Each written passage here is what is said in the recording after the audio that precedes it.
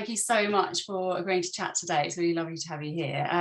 I wanted to first start off by talking to you about weight and also gut health, because I know in the past you did have issues with weight, and I wanted to hear from you, at what point in your life did you decide or think, this is maybe a problem for me now and I want to do something about it? Sort of what was the motivation behind that to sort of go on a weight loss journey? I think for me initially, it was work, because at the time I thought I wanted to go into predominantly musical theatre. And, you know, to be doing 8 shows a week, you've got to be really fit. And I wasn't. I couldn't walk up the stairs without getting out of breath. And I was like 17 years old at that point. I'd been swerving PE for years because I hated it. I felt uncomfortable in those ridiculous little skirts that we used to be forced to wear. And at that point, I was just very inactive. My parents always gave me really wholesome, balanced meals, but it was the decisions that I made in my own time that led to the weight gain. I was greedy. I was really greedy. So for me, yeah, it started out as a work thing. And also, I was aware even back then that, you know, I wanted to stay alive. And obesity is connected to all-cause mortality, as we know. And, you know, I love life. So I knew it was time to do something about it. Do you think there was an element of sort of emotional eating then for yourself? Oh, massively.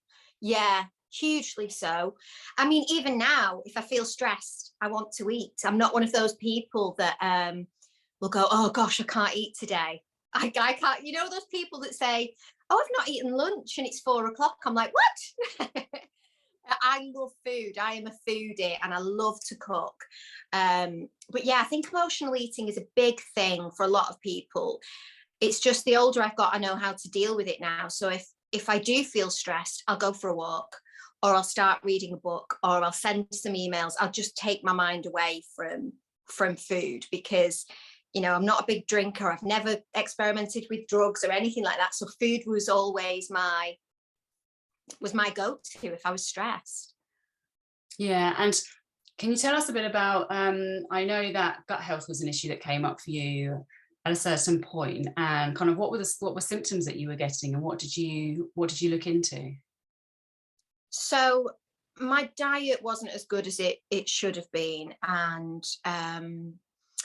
work was quite stressful at the time, and I was admitted to hospital a few times with the worst stomach pain, which I can now compare to labour pain. It was horrendous, and I was put on morphine. The pain was so bad, and it turned out to be irritable bowel syndrome.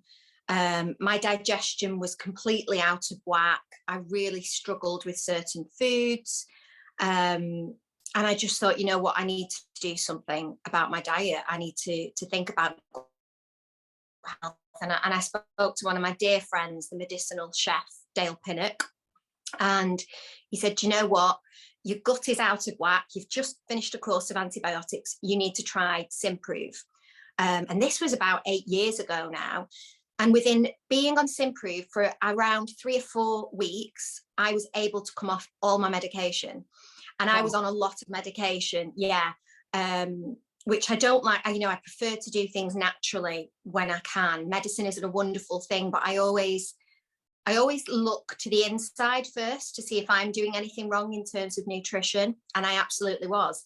And Simprove helped me so much. I had the bloating stopped, because the bloating was a real issue. I would look pregnant a lot of the time.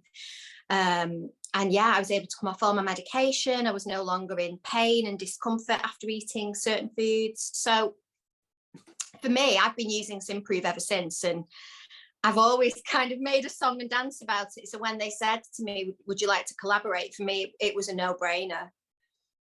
Yeah, it's incredible. I tried it. I think I discovered it in 2013 at a health show in London somewhere. I thought, what's this strange thing that tastes a bit odd? Because I go for the non-sweetened one. But yeah, just get used to it, don't you? And it just, don't think anything of it. It's just another part of your day. And yeah, it's so easy as well. You know, you literally just take a shot in the morning and that's it.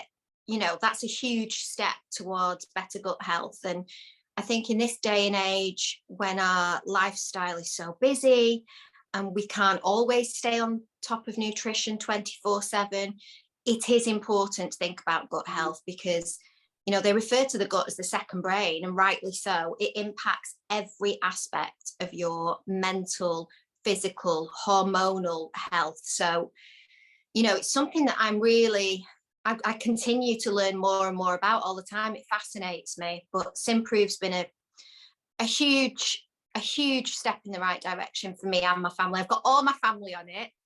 My mum knows what she's getting every birthday and every Christmas. I'll buy her some girly bits and bobs, but then she's definitely getting another 12-week program of Simprove, because to me, like, I adore my mum and dad. I want them to stay fit and healthy, and so it's a great gift as well. Yeah, I do the same sometimes with supplements. I'll just give some, I get sent quite a few, and I'm like, parents, have these, just have these, just like take these as well. Yeah, absolutely. I'm the same. Got to look after them. Yeah. And actually, just on that point then, did you notice, because you're right in that, you know, the second brain, the connection between gut health and how we feel, as well as reducing the bloating and those symptoms, did you notice any kind of mental well-being benefits from it as well, in terms of? Hugely. I had a lot more energy. I didn't seem to have as much what I would call brain fog. The energy was the biggest factor for me. And I think when you're bloated, you feel sluggish as well. You feel a bit slower, and it would really get me down, if I'm honest. I would avoid going to certain events, especially with my job. The amount of times I turned around to my mum and said, I can't go to that, they're going to think I'm pregnant, was ridiculous. And so it does have a huge impact on you mentally. We got my mother-in-law started on Simprove a few weeks back, and she struggles with bloating occasionally, and she's noticed a huge difference. I don't think there's been anybody that I've recommended it to that has said I've not noticed anything. Everybody has had some kind of positive outcome. Yeah, that's great. Could you tell us also about any dietary changes that you made? Because you said earlier that you realised you weren't eating that healthily all the time. So in addition to obviously taking probiotics, what did you do sort of diet-wise in terms of food you were making, and also perhaps when you would go out to eat? I think the biggest thing was eliminating processed foods.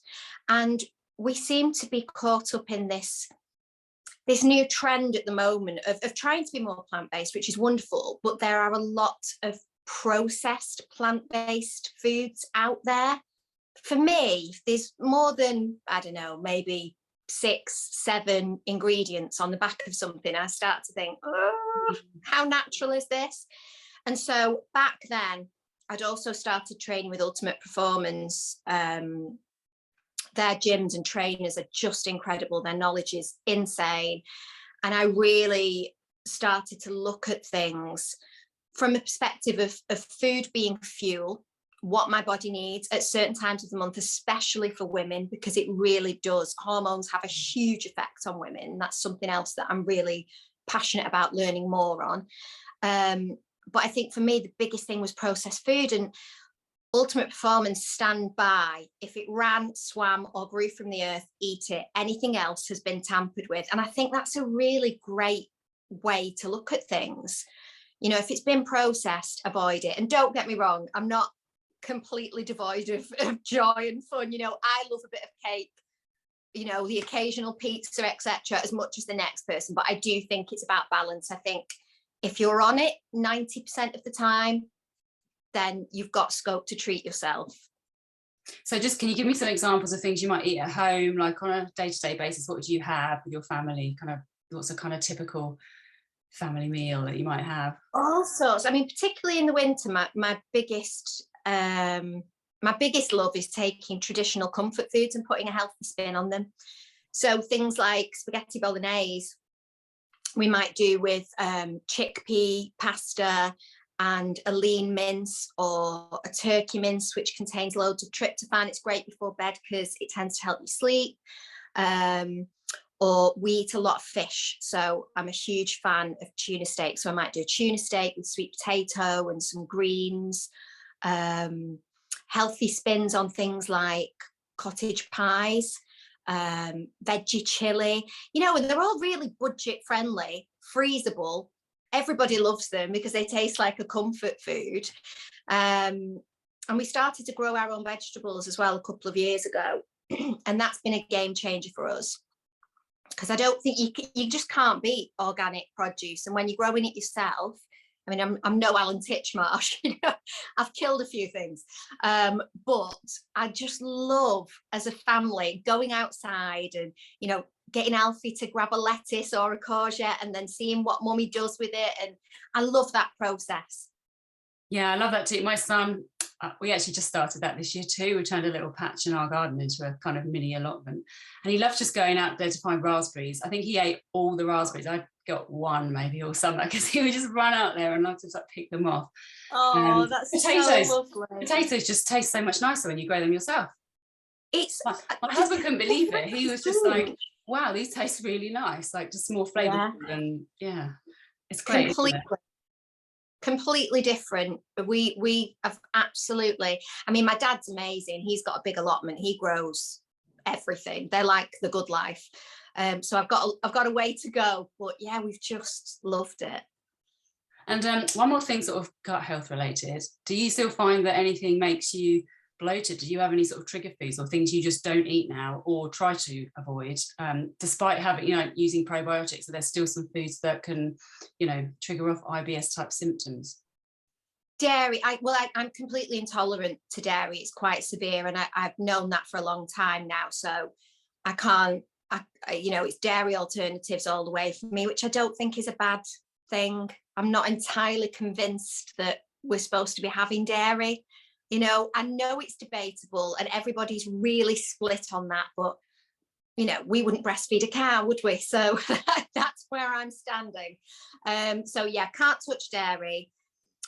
I'll have gluten occasionally, but I do find that it bloats me. I'm not completely against it. I don't think it's the devil, but I do think there are better forms of fibre to be had, and it does bloat me. Have to agree with you on the dairy one, I think, because I think it makes my eczema worse, for one. And yeah, and I'm torn too. I'm in the middle. I mean, working on a health magazine, I see both sides of the argument. Often people say, yes, it's great for X, Y, and Z, and then people say, no, it's inflammatory and it's this, that, and the other. And I think, again, it comes down to a personal choice of what does it work for your body? Because again, I think it's partly it agrees with some people and doesn't agree with others. So that's some the people thing, we're all so different. Yeah. You know, we all react completely differently to all kinds of things. So I just think, you know, you do you and see what works. Yeah, and can I ask you, I was just looking on your Instagram account earlier and seeing some lovely pictures of you in the Lake District with your family. So was that just a weekend away? Yeah, we were just really craving a bit of family time, and we love the lakes. We're a bit obsessed. We head up there a lot, and we love to be outside. So it was just perfect for us, you know, going out on the canoe and long walks. It was just lovely. And would you say that's like one of your kind of me time? Everyone's very much into kind of me time and self-care Sunday and this kind of making time for yourself and to feel good. Would you say, like, going away for a family holiday or family breakaway, do you get to do it very often? And is that kind of one of your moments to step back and really relax? Or do you have any other kind of at-home practices you do for sort of chilling out and relaxing? Yeah, we do try, and because both Tom and I sometimes are working away a lot with our jobs, and things can be really manic for a few months. And so we always try to make sure that we have, even if it's just a couple of days away with Alfie, just to switch our phones off and, you know, concentrate on being a family and just enjoying the outdoors. So we do like to get mini breaks in as and when we can. But in terms of relaxing at home, I think the biggest thing for me is probably meditation, even if it's just 5 minutes, you know, on an app or YouTube or something. It's something that I really got into actually when I was pregnant with Alfie, because I started hypnobirthing, and I thought, why have I not done more of this? It's just amazing. And I noticed a huge difference. So there are periods of time when I don't get to do it as much as I should, but yeah, when I'm in the swing of things and I've got the time, meditation's huge for me. And the other thing is massage.